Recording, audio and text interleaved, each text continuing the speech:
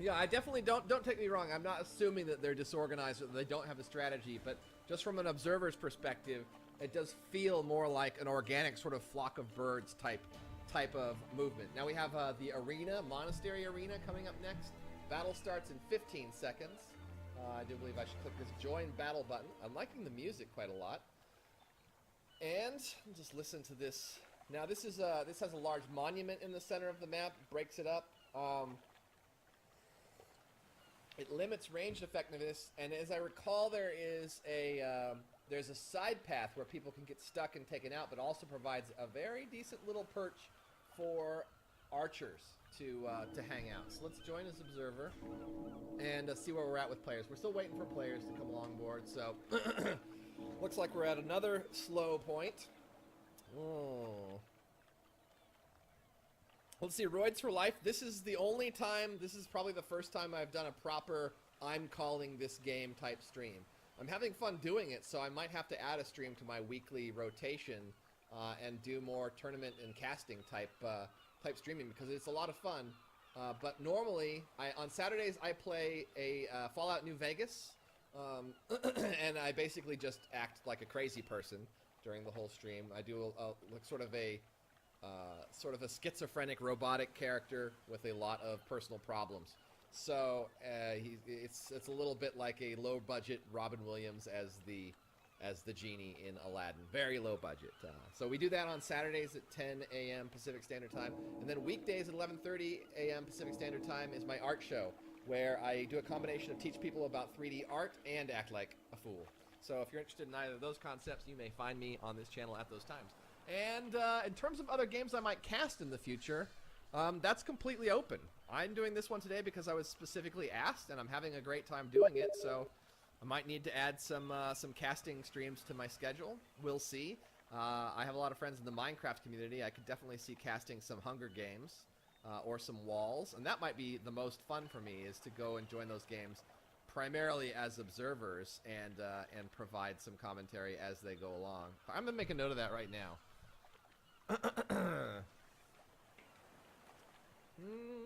Let's see. Cast. Minigames. I'll have to ask them if they have a specific observer mode for those. I don't think that they do, but that would be the ideal case. Observer mode. Alright, cool. Well then. Yeah, I would love to do that. I would love to have somebody that was more knowledgeable about the game itself, so that I could, sort of speculate as I do, and get a sense of what's happening at a broad strategic level, and then they could correct me on the very specific detail. Oh, well, what you're seeing there is actually they're dividing the teams up, and they're creating a distraction in order to da-da-da-da-da. That would be a great way to do it. Absolutely. So if you know anybody... Alright. Just waiting for the players to appear here. Nobody on the server yet. Alright. I guess I could clean my 3D printer while I'm waiting. There's not too many other things for me to undertake at the moment.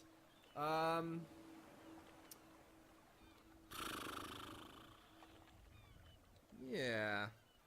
I'm just thinking about the possibility of casting in the future. It's so much. It's very enjoyable. It's definitely kind of suits the think out loud style of commenting.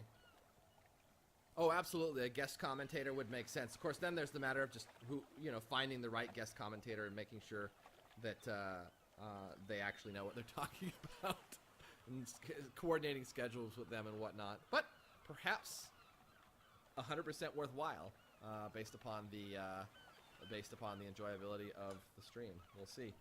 We will entirely see. Plus, it would make lulls like this a lot easier to deal with, because it wouldn't be just me rambling. Oh, Geeky. Hey, how's it going? The football game where you can... Yeah, exactly. Sort of. Only they gave instead of a ball, they gave them human heads, and they said, get this human head off of that other fellow. Oh, and here's some weapons.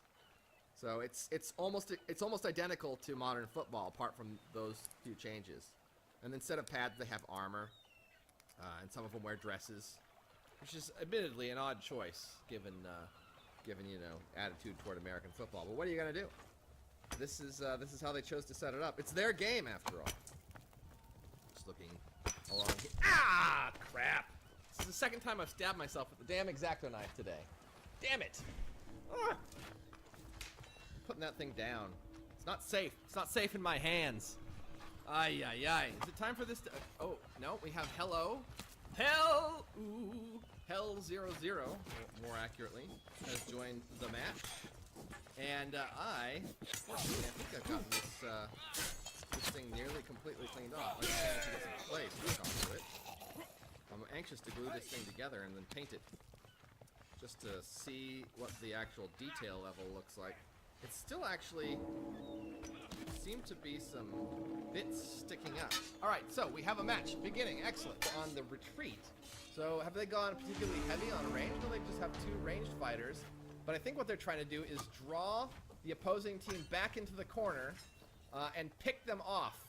Basically take up an interesting, if limited, defensive position and take advantage of the long approach that VRNG has to take in order to take them out. It looks like this may not have gone too particularly well for the snipings, and it looks like VRNG has got this match in spite of the early and I don't know, perhaps even bold strategic choice on the part of KW.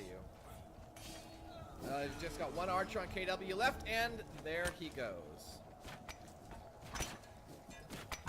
Hack and slays. I like those types of games. I don't. I have so many games right now that it hadn't even occurred to me to buy Revenge in it. Probably the only way. Probably the only way I'm going to have time to play that one is to send me a copy. Which doesn't seem too likely. I don't think I'm on Konami's radar. Is Konami or Capcom? Anyway, Konami, I think. Owie! I'm a wimp when it comes to minor puncture wounds. All right, so we got KWs headed around to one side of the monument here, kind of popping out and flirting. I think they're basically trying to draw. Yeah, they're trying to draw.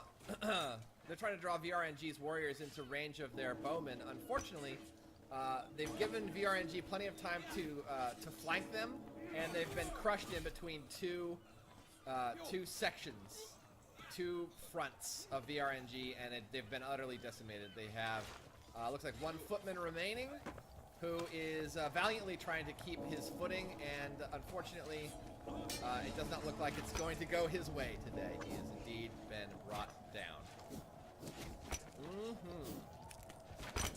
Let's see, next match. Next match indeed. Let's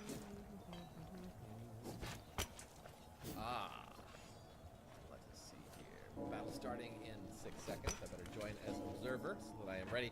I would prefer that it just kept me as an observer, to be honest. Although, when somebody's missing on a team, sometime I should just jump in. What are you gonna do? Oh, your guy dropped? Well, you got me now. Alright. VRNG hanging back, keeping the archers at the rear. It looks like they've dedicated 3 of their team to archery positions. And now, it looks like, much like KW was, they're trying to draw the other team into a position where they can be hit. We have a javelin shot. Looks like it connected. And so far, VRNG remaining intact. No, what is the range status on the KW side? They've gone, looks like they've gone 0 range. They're staying clustered up, trying to stay out of sight of the archers. Oh, excuse me. I think I see one ranged on VRNG's or KW's side, over on the other side there. All right, so now looks like KW is taking it, staying together. They managed to stay out of range of the archers for the most part, but ooh, is it evenly matched at this point? Who's ahead? It's a little bit difficult for me to tell at the moment, but what we do know is that the Vikings won. So, the Vikings being KW.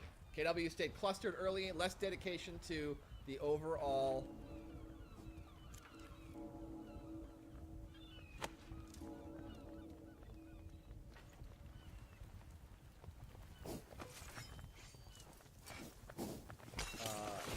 long game. Well, they do a lot of dancing around in this game, Geeky. I will say that there's a lot of sort of teasing your opponent. Alright. now. We have them, KW rolling up to the wall, but going for an early push around it. Taking up position with, you know, looks like getting the monastery at your back is sometimes a move. Now, KW, he is moving way out. Oh, looks like he's trying to get, take care of this archer. He doesn't want to be seen, and he took him out. Was that him? Did he take him out with a javelin? Amazing shot. If so, did not quite see it, but he's managed to run the archer off the wall, and he's got his men at his back.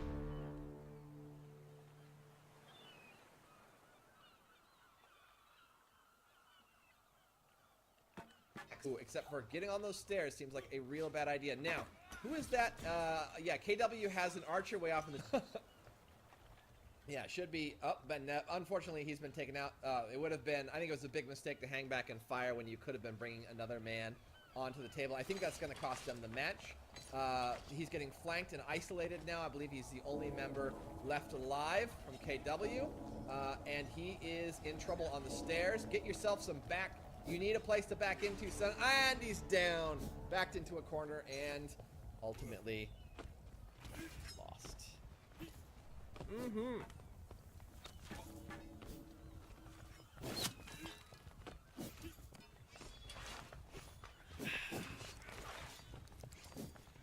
Join as observer. Hate you, Exacto Knife. Why do you hate me? I have to get a tetanus shot or something.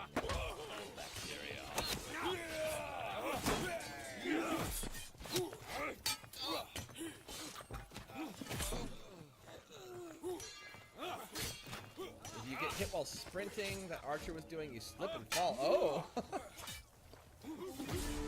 That's cool. Alright, so we have KW on the warpath again. Trying to keep the enemy from taking control of this wall with archers. But going on the move, interesting strategy. It definitely makes for a much more exciting match from an observer's perspective, as sort of teasing and testing quality that you find clustered around the center defensive positions. We have the seeker bandaging.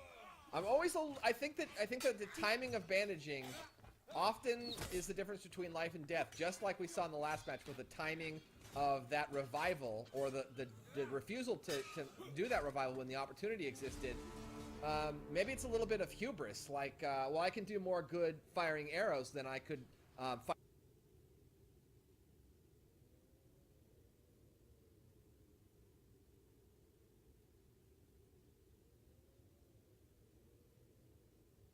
Warriors is a huge part of keeping control. About 9,600, 9,400 points versus 57, 67, 7,000 or so points on the KW side. Although they've been making some bolder moves. Looks like they have somebody from Team Rage on the server. I'm not sure if maybe that's an authorized alternate, perhaps.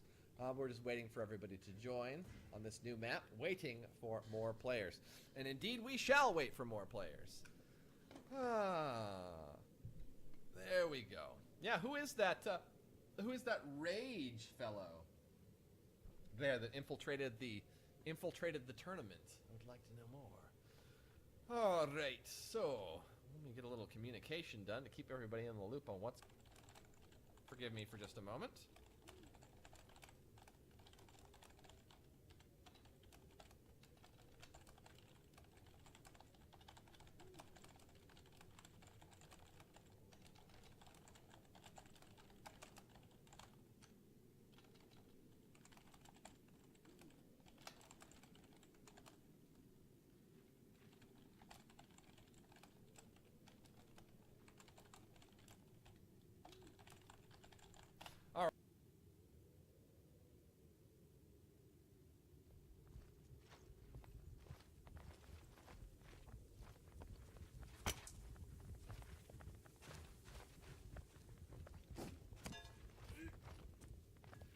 Right, little business taken care of there.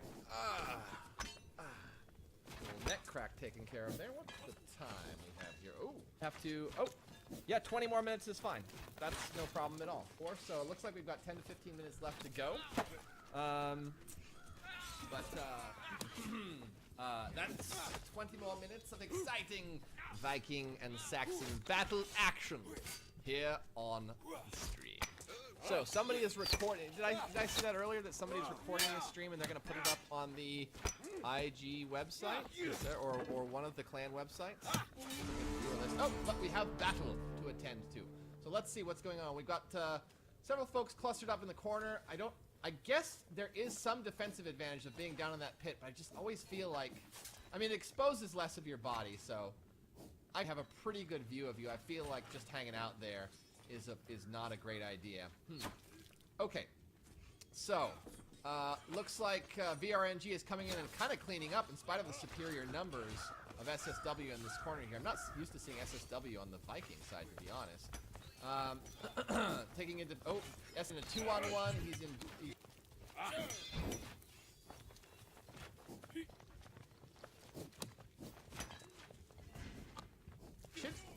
I'm not sure, but fortunately it was not deployed, and he was up against several archers and a number of melee foes, so he really didn't stand a chance in the long run. I'm surprised he stayed up for as long as he did. What is this? Well, for the first time, Ian, he is learning, Arizan. He's still learning. What? This is why you... yes. Well, if I had a person to dual commentate with me, I would. But, under the circumstances, I think we can all appreciate a little typing noise from time to time.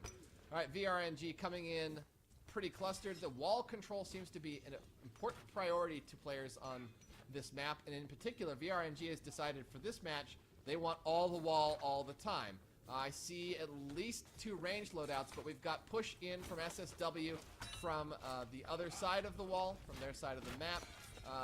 VRNG is holding strong, but they do have a 1-on-1 between Ulfin. Oh, now it's just become a 2-on-1, chasing him back up to the wall. Ooh, but he made a choice to attack, and it kept him isolated from his comrades. SSW's got this without a problem. They are taking the wall. Ulfin also doesn't have a tag. I'm assuming it's with SSW. Any kind of indicator here. Yes, Paraclesius, or Paracelsius, Saxon Shield Wall. Let's see. Oh, I see. The creepy tree looks like good cover. Yes, it was used in several matches previous to this round. Join. Definitely, battles do tend to cluster up around that. Actually, around the healthier tree. Perhaps seeing less wall control this time around. An SSW member is on. Yeah, we actually are seeing a pretty substantial melee. Oh boy. Yeah, VRNG seems to be getting a lot of control this time. I don't have a solid sense of the overall right now, though, because I can't share everybody's name, but I think it suddenly just got evened up quite a bit. We've got a strike squad between Frage and Wolf. Oh, but Wolf just went down, and he's up against the range in the melee. Oh, trouble.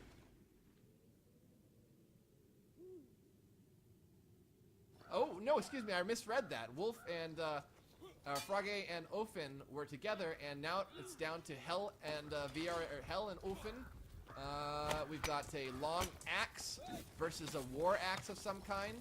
But he's bringing one of his comrades back up. Ooh, if that guy gets back to his feet, it is going to be all over for Ofen, and now he is in real trouble. Okay, he needs to take... Oh! And he was not able to recover from that. Now, it takes very little time, it seems, to get a comrade back to your feet, so... Let's see. I didn't infiltrate, I'm Rage and KW. Oh, okay, cool. Well, Rage Chris, you are confirmed in that case. Let's see. Looking at all of the comments on the chat. Smooth Silk Wearers. Saxon Shield Wall, that's right. Saxon Shield Wall versus Keyboard Warriors.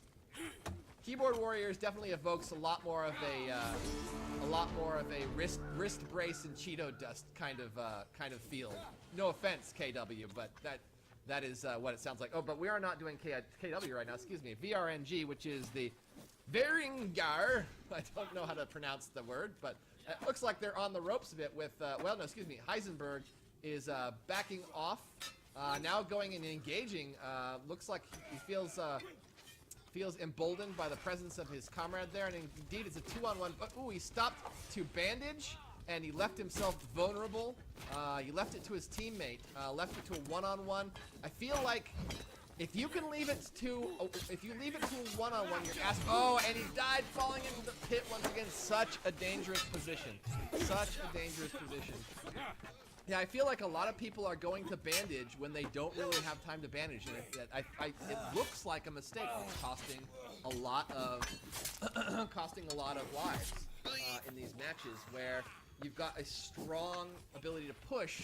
If you can take your man with a lot of health and your man with a little health against one single opponent and just keep that person pressured, the single opponent is very likely to make a mistake, and you will have time to bandage when he goes to his grave. But this part where you stop to bandage in the middle of a skirmish, I think it's screwing people up. All right, VRNG members going down quickly from what it looks like. VRNG is solo over here. Ooh, almost got caught by behind by Frage. And we've got a number of good one-on-one skirmishes. Frage goes down permanently. Ofen is on it now, though. And we have Ofen and Wolf versus Salmonella. Salmonella choose to turn his back to them, oddly, and try to help out in a one-on-one over here with Coffee.